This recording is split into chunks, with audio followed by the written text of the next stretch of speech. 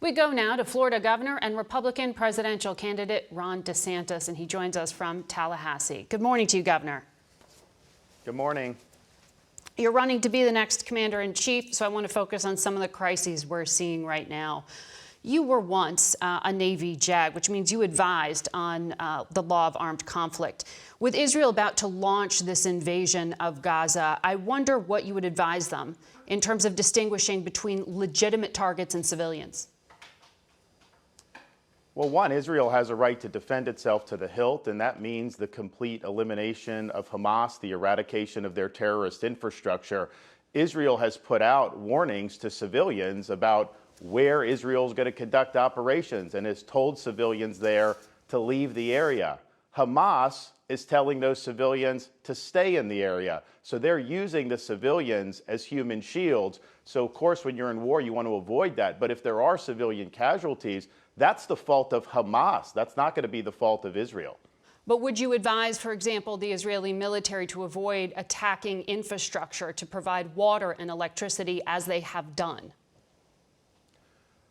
Well, Margaret, the Hamas is holding people hostage still. You have Israelis being held hostage as well as Americans being held hostage. I understand I don't think they're under, but I don't think they're under an obligation to be providing water and these utilities while those hostages are being held. Hamas should return those hostages before any discussions are had. And it's a disgrace what they're doing, and Israel has every right to use all the pressure that they can to get those people back. There are 2.3 million people living in Gaza. Collective punishment is something you support?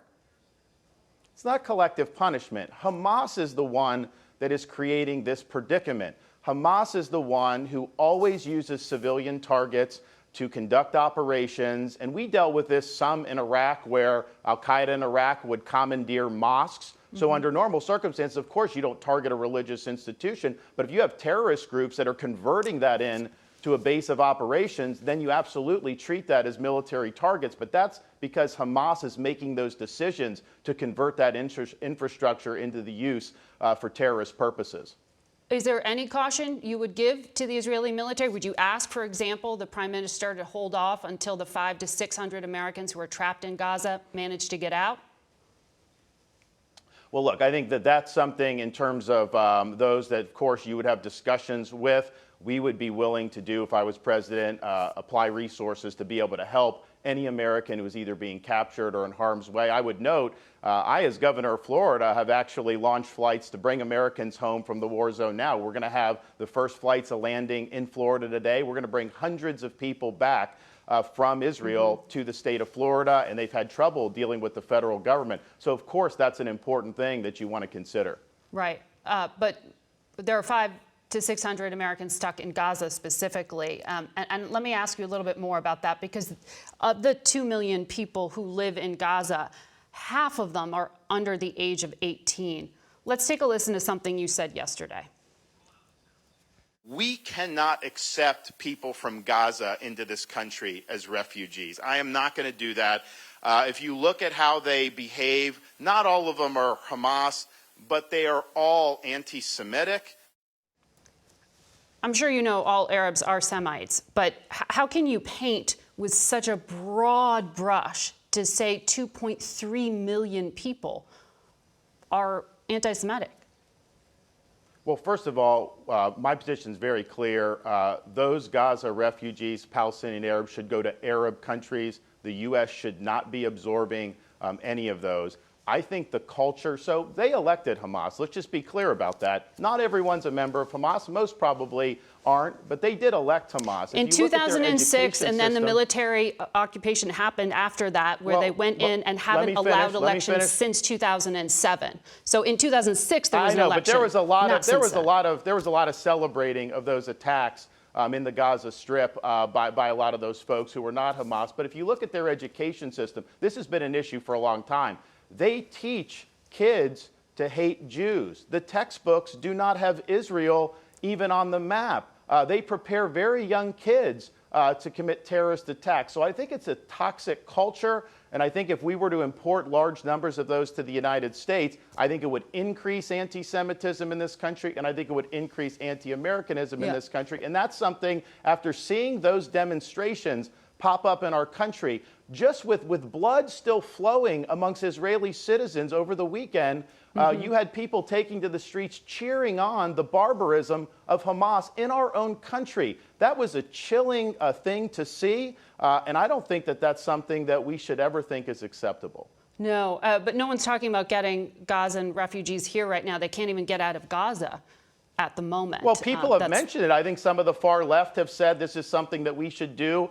The U.S. has done similar things in the past, and so I just put my stake in the ground. Okay. That's where we're going to be, and I think that everyone running for president on the Republican side should follow suit.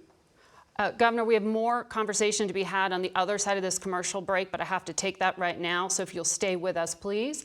Welcome back to Face the Nation. We continue our conversation now with Governor Ron DeSantis. Governor, thanks for sticking with us through that break.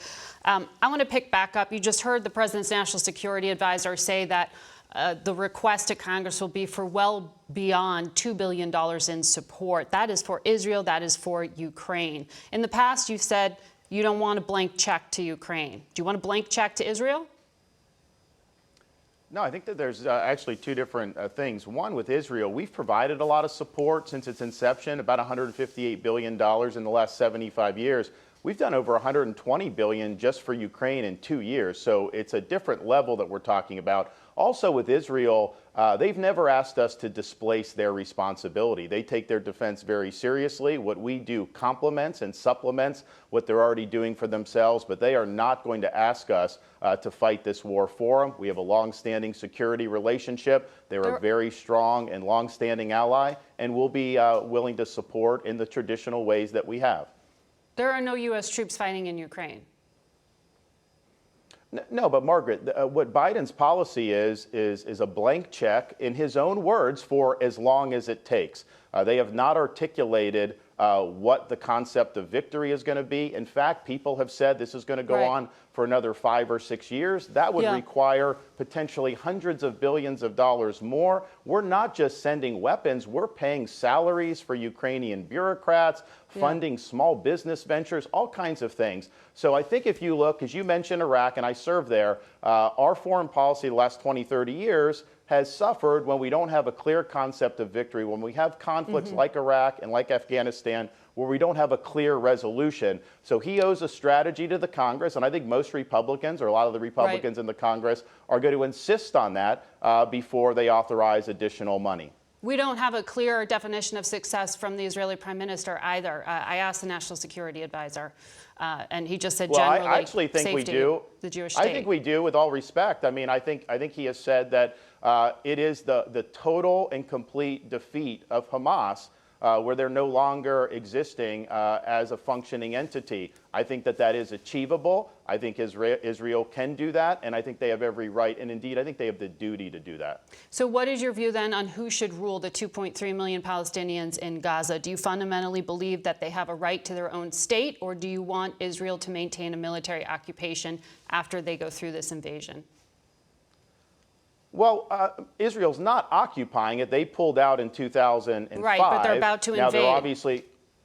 Well, no. Well, of course. Well, we'll have to see how that goes. I mean, I would say this.